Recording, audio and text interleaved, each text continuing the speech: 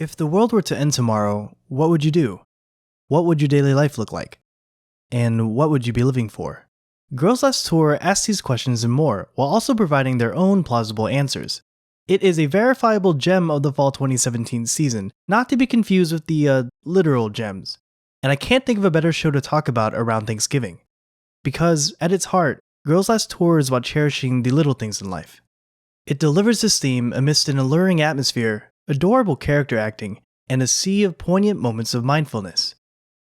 Watching an episode of Girls Last Tour is almost an exercise in meditation. Slow and subdued don't even begin to describe its atmosphere, and lulls the viewer into a state of sinking into your chair. Girls Last Tour is an iyashikei through and through, and exhibits all of the elements unique to the genre of relaxation. The color palette is almost winter personified, celebrating dark forest greens, steely grays, and the white of snow.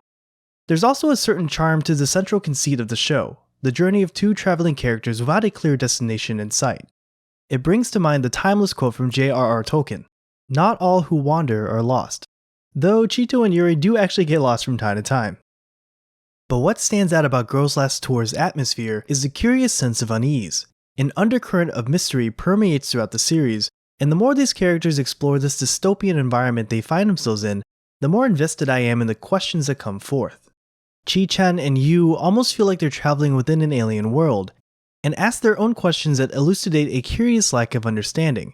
They don't seem to understand some everyday things we're all familiar with, like what the ocean is, the basics of operating a camera, and what fish are, and how delicious they can be. However, they certainly understand each other.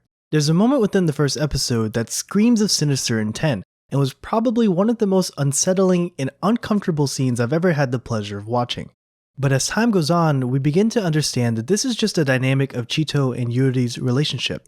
It's incredibly rewarding to watch Girls Last Tour and gain more and more understanding of this dynamic. I really have to praise both Inori Minase and Yurika Kubo's vocal performances.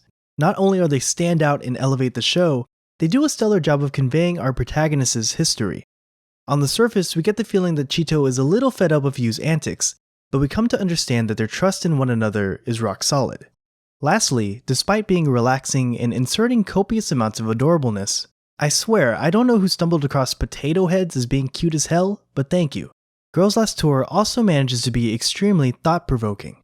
With Chito and Yuri being our anchors, the show explores themes of purpose and futility, mostly by having them run into other characters. Its setting allows for some interesting questions to be asked, such as, what makes life worth living? What makes a home a home?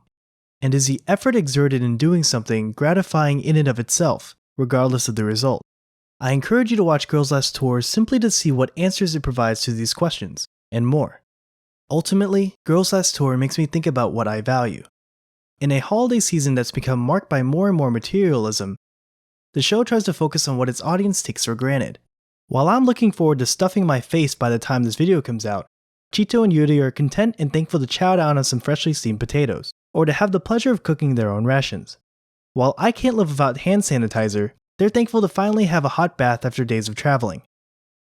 And while I won't go anywhere without my phone and a set of earbuds, they're thankful for nature's gift of music through rain. And I'm thankful for Girls Last Tour for making me realize just how good I have it. I'm also thankful for you all. I started this channel as an excuse to combine my two passions, writing and anime. And lo and behold, there exist people that actually want to listen to what I have to say. Above all else, I give you all the love and thanks I can muster. And of course, if anything I said was wrong, I'm sorry. I must have stuttered.